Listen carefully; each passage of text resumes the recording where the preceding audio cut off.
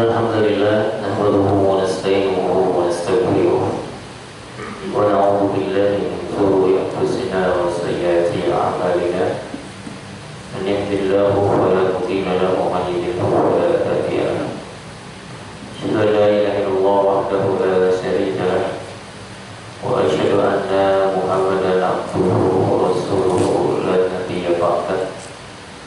Allah ta'ala fil Qur'anil 'azim. A'udzu billahi samii 'aliim minasyaitonir rajiim. Ya ayyuhalladzina amanu taqullaha haqqa tuqatih wa la tamutunna illa wa antum muslimun. Wa qala rasul ittaqillaha thumma kunta bihi hasiyatan hasanatan tamuha wa khaliqin nas bi khuluqin hasanin Bismillah sadri wa yassir li amri wa hlatan bi lisani yafqahu qawli. Wa man yas'aluka bi anna lakal hamd la ilaha illa anta wahdaka la syarika lak al-mannan badi'us samawati wal ardi ya dzal jalali wal ikram ya hayyu ya qayyum. Bila bersyukur kepada Allah atas segala nikmat yang Allah limpahkan kepada kita semua, khusus di malam hari ini Allah senantiasa berikan nikmat keimanan yang menjadi nilai-nilai ketaatan dalam kehidupan yang kita harus senantiasa laksanakan dan harus kita istiqomahkan. Sallallahu alaihi wasallam kepada Rasulullah Muhammad sallallahu alaihi wasallam, lupa juga untuk para keluarganya, para sahabatnya, para tabi'in, tabi'ut tabi'in, dan insyaallah untuk umatnya yang senantiasa mengikuti jejak-jejak risalahnya hingga yaumil qiyamah. Lalu saya semoga Bapak sekalian jamaah Mushola Hidayah, semoga Allah memberikan biasa keberkahan urusan-urusannya, istiqomah dalam ketaatan kepadanya, dan kembali kita senantiasa untuk tafaqquh fiddin, yang mana tanda kebaikan seorang hamba di sisi Rabbnya ialah ketika dia terus mendalami nilai-nilai agama. Dan inilah yang Allah perintahkan kepada orang-orang yang senantiasa berpikir. Dan Allah sebutkan di dalam firman-Nya, yu'til hikmata man yasha wa may yu'tal hikmata faqad utiya khairan katsiran. Ketika Allah memberikan hikmah di makna ilmu, pemahaman ilmu din, maka fakat kata Allah, sungguh dia telah diberikan kebaikan yang banyak. Banyak orang yang mencari kebaikan dalam konteks urusan dunia saja, padahal kebaikan yang sempurna, yang abadi, yang kita harus pahami adalah bagaimana syariat ini menjadi pemahaman dan menumbuhkan nilai-nilai ketaatan. Dan pun Rasulullah menyatakan, man yuridillahu bihi khairan yufaqihuhu fiddin. Jika Allah ingin memberikan kebaikan kepada seorang hamba, maka diberi paham di dalam ilmu agama, ilmu ad-din, yang menjadi abadiah dalam kehidupannya, menurut kehidupan yang abadi, yaitu akhirat. Pada pertemuan sebelumnya kita masih membahas terkait tema kitab Al-Kabair, di mana Al-Kabair itu maknanya ialah dosa-dosa besar. Imam Az-Zahabi menulis kitab Al-Kabair ini kurang lebih ada 70 dosa. Dia ada 70 dosa, dan pembahasan kita masuk pada dosa adha'us shalah, jadi mengabaikan sholat. Kenapa ini penting kita bahas? Karena di dalam satu hadis Rasul mengatakan, innama awwala ma yuhassabu bihil abdu yaumal qiyamah min amalihi sholatuhu. Jadi nanti pada hari kiamat, amal yang pertama dari yang kita kerjakan di dunia yang dihisab itu sholat.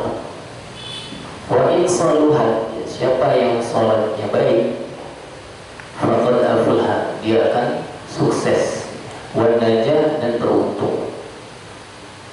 Wa man fasada, dan siapa yang merusak sholatnya, jadi fasad, rusak, maka apa? Maka khasirah, dia akan rugi.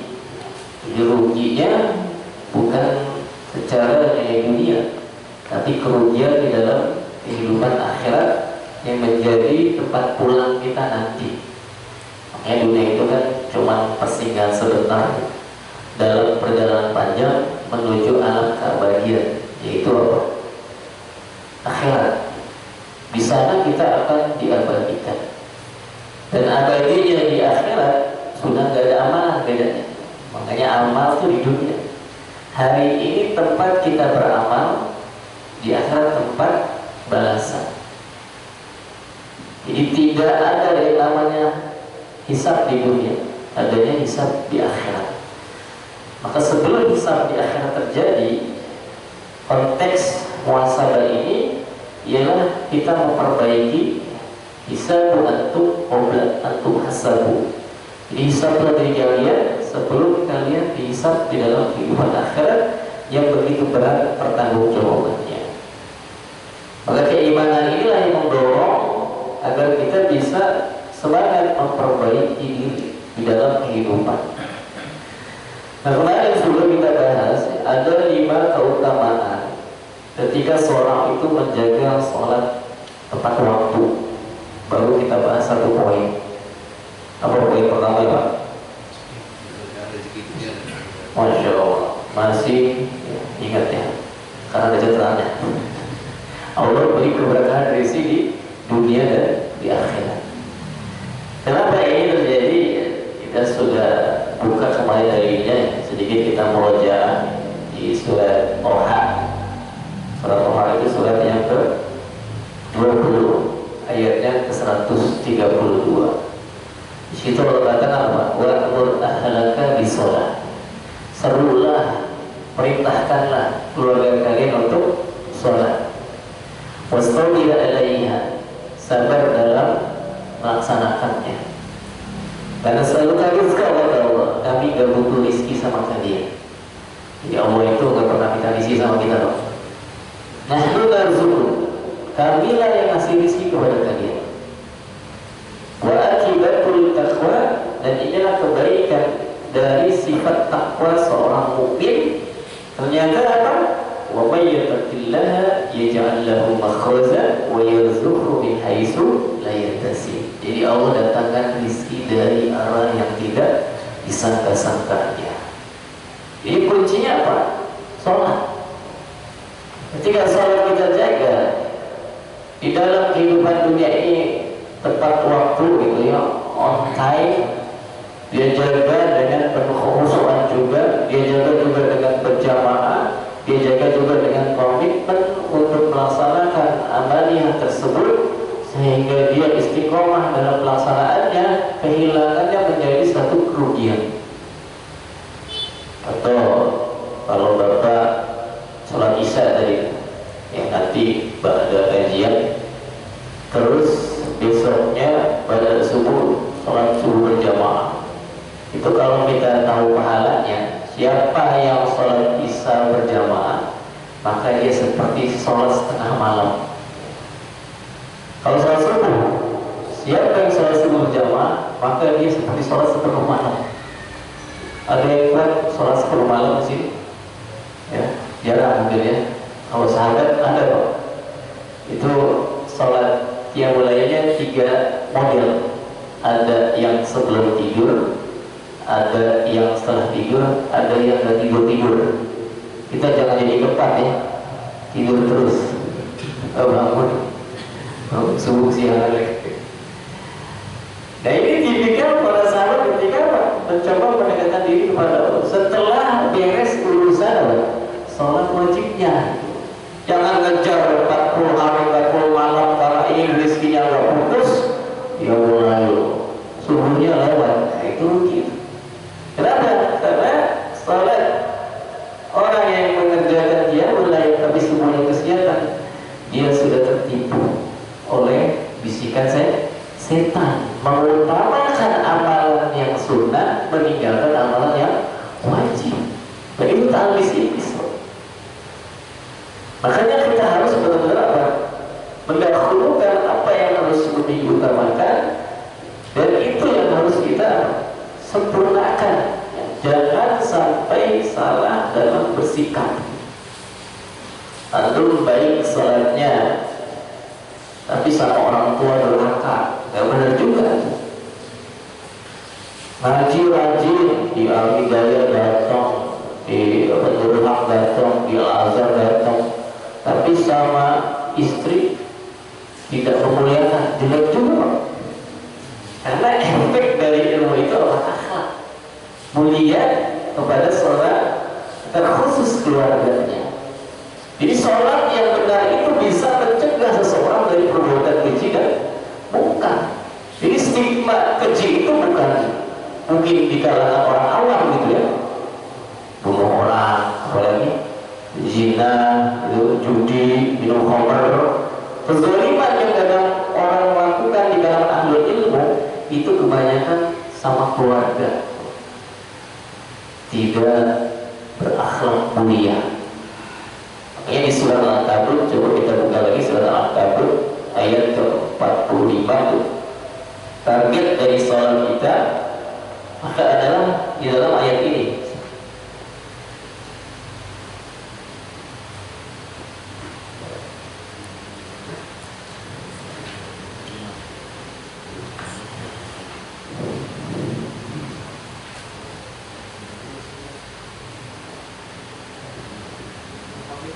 Ya.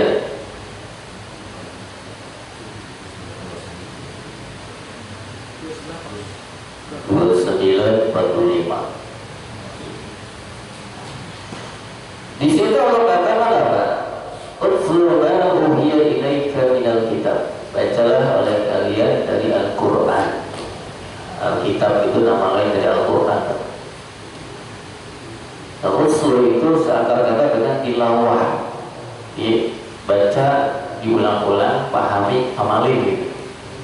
Beda kalau Iqra baca doang, tahu sih, ngerti sih, tapi apa? Yakhuduni, menutupi bacaannya, tidak mau mengamalkannya.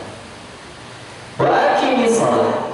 Jadi target pertama setelah kita ngaji ini memahami Quran ya, benar pengucapan makhrajul hurufnya, itu belajar tahsin, belajar tajwid. Ternyata dari berbagai disiplin ilmu yang kita ikuti dalam kajian, mungkin dalam perkuliahan, mungkin dalam kajian di masjid mungkin, maka ukuran baik pertama itu apa? Perintah yang Allah turunkan dalam ayat ini, wa aqimi shalah. Maka jalankanlah, tegakkanlah shalat. Kenapa target pertama salat? Inna, sesungguhnya salat tanha 'anil fahsya'i wal munkar. Salat itu bisa mencegah dari perbuatan keji dan munkar. Apa kemungkaran suami sama istrinya? Kira-kira tidak memberikan dua sisi, ilmu dan nafkah. Makanya disebut ar-rijalu qawwamu 'alan nisa, itu dua, di sisi ilmu dan juga nafkah. Ada orang yang berilmu dalam konteks mungkin dia paham dalil, tetapi tidak memuliakan istrinya, zalim juga. Istrinya dicuekin, istrinya tidak dimuliakan, anaknya mungkin apa? Diancam, dibentak, bahkan alhamdulillah gitu. Semalam saya dapat pelajaran itu. Si pasien saya, klien saya lah. Jadi beliau ini lulusan salah satu pondok di Ciamis. Kalau ada yang tahu Pondok Darussalam. Jadi dia lulus, ternyata alhamdulillah. Jadi lulus dari pondok itu malah jadi badan narkoba. Jadi badan narkoba, ngeri ya. Prestasi terbesar dia itu jual 70 kilo ganja. Ngeri. Ternyata setelah saya sharing sama beliau, kok kenapa antum bisa begitu? Di flashback itu awal dari parenting bapaknya yang salah. Jadi itu itu dia selalu di pikirannya itu, walaupun sekarang udah nikah, si ikhwan itu udah nikah, sudah punya anak, sudah taubat, ya dia nih, kemudian beberapa hari lalu balik lagi, ya, konsumsi lagi. Nah, dalam perjalanan itu saya tanya, antum kenapa seperti ini? Saya punya luka batin dalam pengasuhan. Jadi bapak saya itu kasar. Gitu. Maka dia bilang, saya pernah lihat abang saya itu ditabok sama bapak saya sampai berdarah. Ya urusannya benar lah, mendisiplinkan, tapi gak begitu juga gitu maksudnya. Karena anak yang kecil itu akan terus merekam Pak sampai dewasa. Nah dewasanya dia akan berontak. Makanya wajar Allah katakan apa di surat Al-Imran itu, "Bima rahmati minallahi lintalahum walau kunta fazzan ghalidhal qalbi lan fadlu min hawlik." Atas berkat rahmat Allah kata apa dalam ayat tersebut, engkau Muhammad bersikap lemah lembut. Di dalam keluarga itu prestasi terbaik itu Muhammad itu. Antum sehebat apapun tilawah Qur'annya, serajin apapun ngajinya, kalau asal sama anak pasti pergi.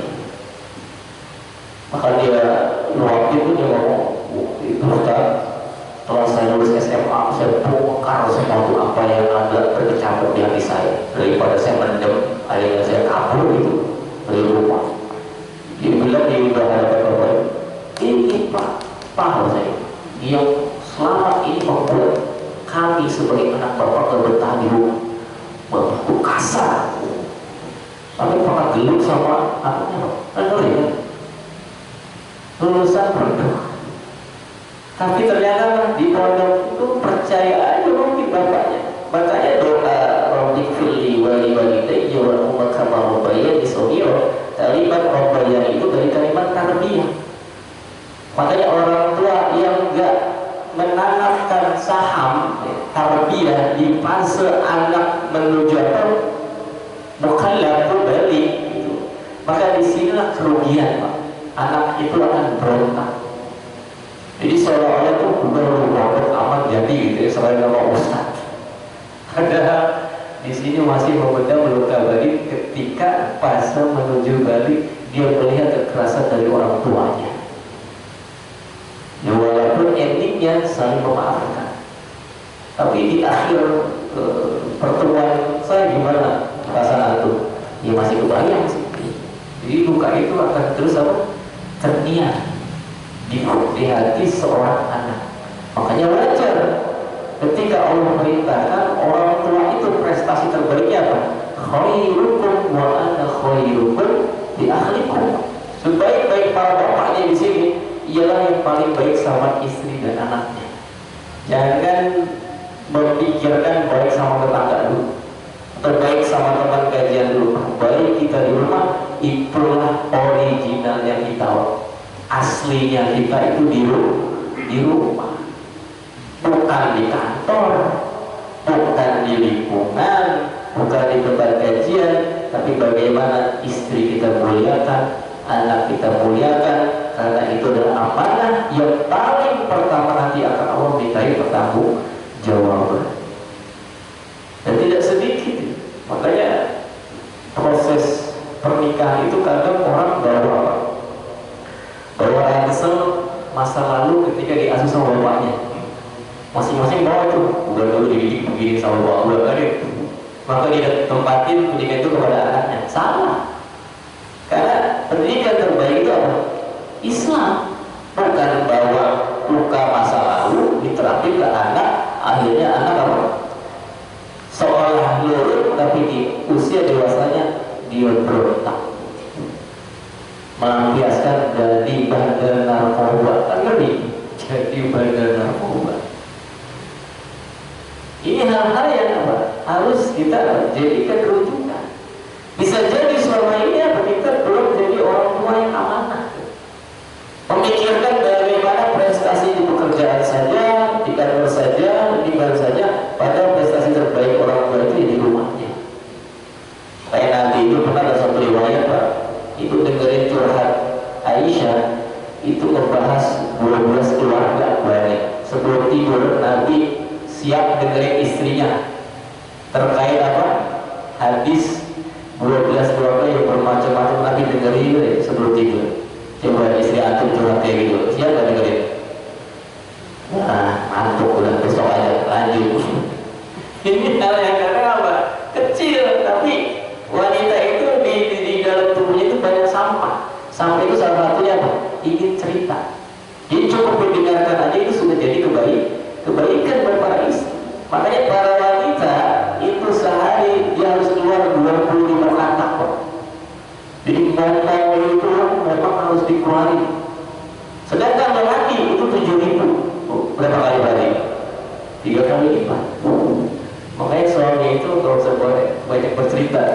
Kayak ada tagline-nya, lelaki tidak bercerita, wanita banyak ceritanya. Itulah pentingnya dibasuh lalu saling melengkapi. Makanya di surat Ali Imran tadi, kalau kita lihat coba buka surat Ali Imran. Sebelum kita masuk ke poin 2. Kenapa? Karena target sholat kita itu ya harus mencegah kezaliman di keluarga. Inna sholata tanha 'anil fahsya'i wal munkar. Di sini ya, terutama para suami bisa mengkondisikan keluarganya dengan baik. Ada yang mau baca silakan biar lebih jelas. Ayat 159.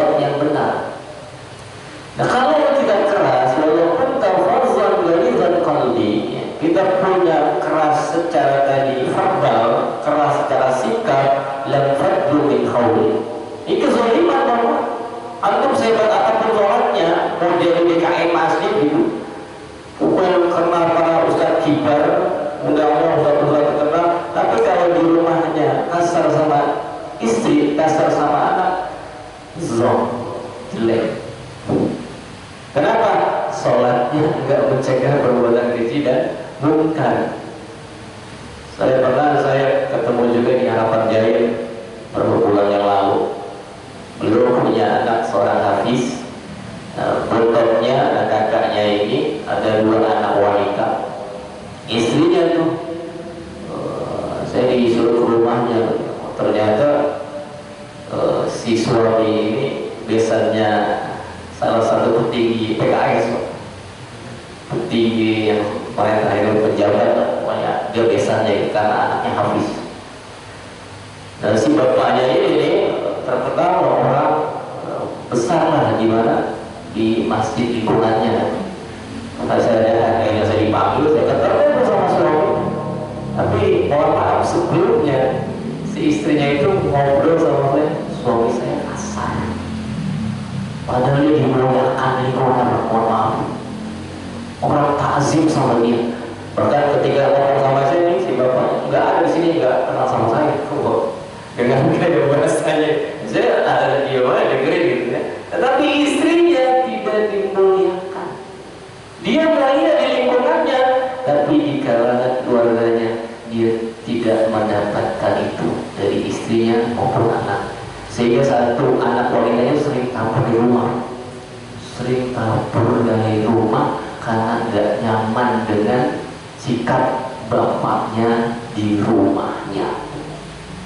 Inilah hal-hal yang kadang kita kaget itu. Disangkanya orang itu baik secara agamanya, ternyata prestasi di dalamnya ini menjadi hal harus kita perbaiki. Ini pelajaran bagi kita. Jangan sampai kita terlihat salih di kalangan ikhwan gitu ya, rajin gajian, tapi ayat ini tidak kita amalkan. Mana bekas sholat kita tadi? Yang dimana sholat itu mencegah dari perubahan diri bukan, tapi kemungkaran masih ada dalam keluarga kita, dan itu berawal dari diri kita sendiri. Maka untuk membangun kebaikan sholat, sehingga Allah sebutkan dengan sifat lembut ini, yang lemah lembut ini, maka akan menimbulkan sikap selanjutnya. Orang yang sudah punya sikap lemah lembut pasti pemaaf. Jadi punya sifat pemaaf, kesalahan istrinya, kesalahan anaknya, kesalahan siapapun, dia akan mampu memaafkan.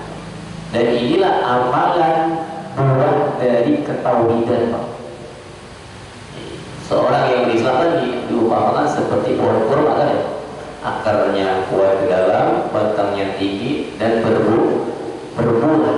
Akar itu akidah, batang itu ibadah, buah itu akhlakul karimah, akhlak mulia dalam kehidupan. Dan yang paling harus kita berikan akhlak mulia terbaik itu keluarga, bukan orang lain, bukan tetangga, bukan teman kerja, tapi keluarga yang di dalam urutan. Makanya terkait akhlak, siapa dulu tahu dalam Al-Quran ayat 214, orang tua kan, istri, anak, adik, keluarga itu semua itu baru ke yatim, baru bisa billah, baru jauh. Nafkah secara urusan kebaikan yang harus ke rumah itu keluarga kita, dan itu berangkat dari sholat yang benar. Dan tidak sedikit mungkin kawan saya juga bertemu kasus seorang pengisi kajian ternyata akhirnya cerai dengan istrinya. Terus istrinya curhat, membongkar semua aib suaminya, kan ngeri gitu. Coba kalau jamaahnya tahu gimana tuh, giling-giling. Makanya aslinya kita di rumah perbaiki akhlak kita. Jadikan keluarga itu ibarat amanah yang harus kita muliakan.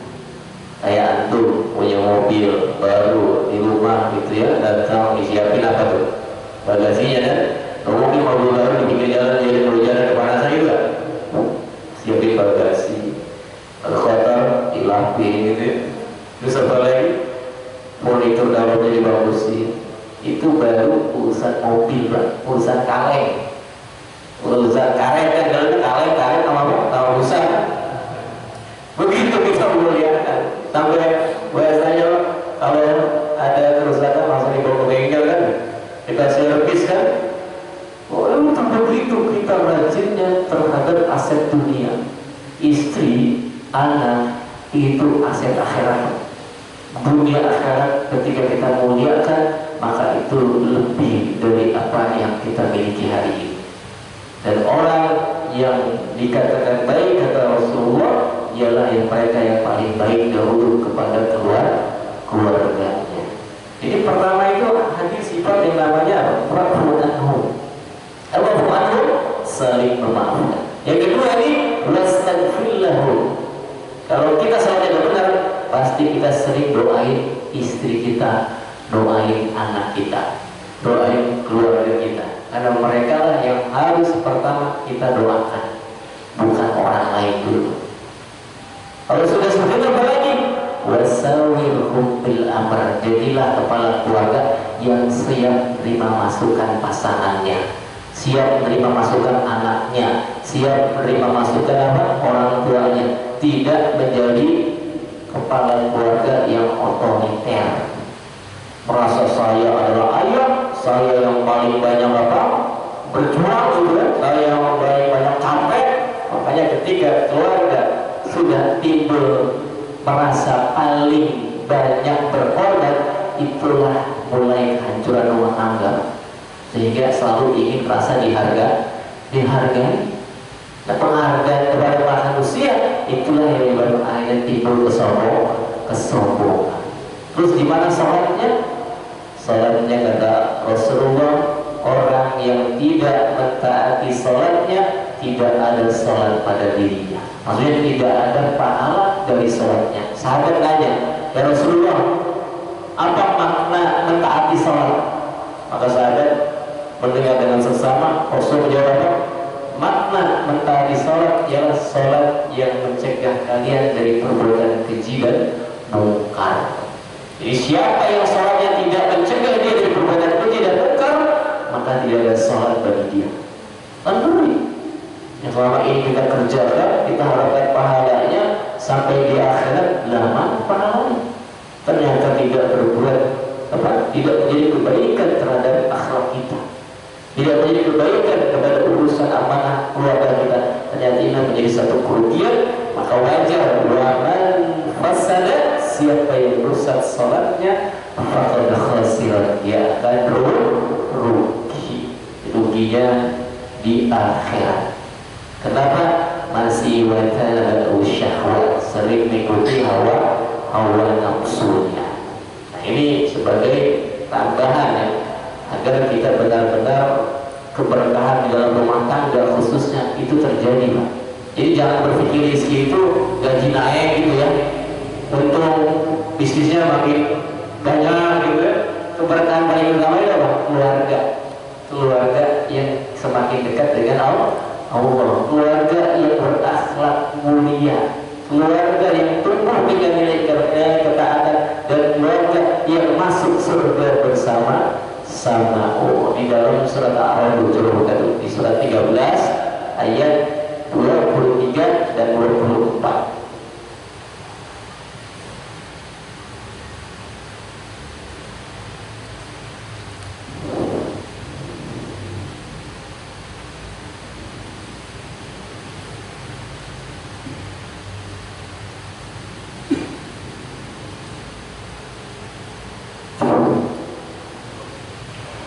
Jannatul adn, jadi ada surga adn yadkhulunaha, masuk ke dalamnya mereka, wa man sholaha, maksudnya enggak sendiri, bersama orang-orang soleh.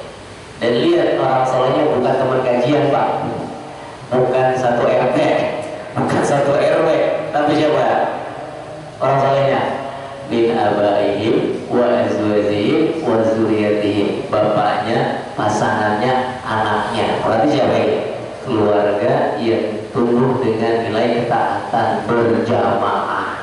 Makanya tadi wa'mur ahlaka bisolat, perintahkanlah keluargamu untuk sholat semuanya.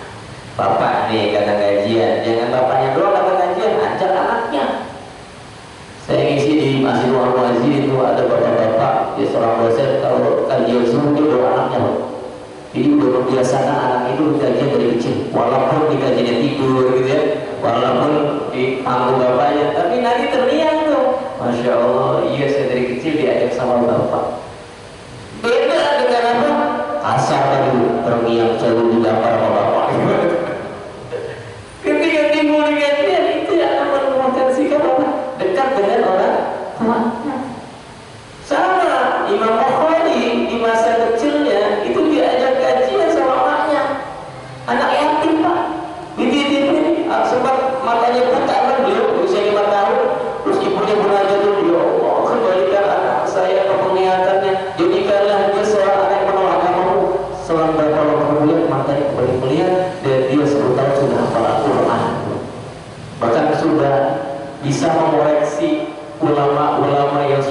kibar.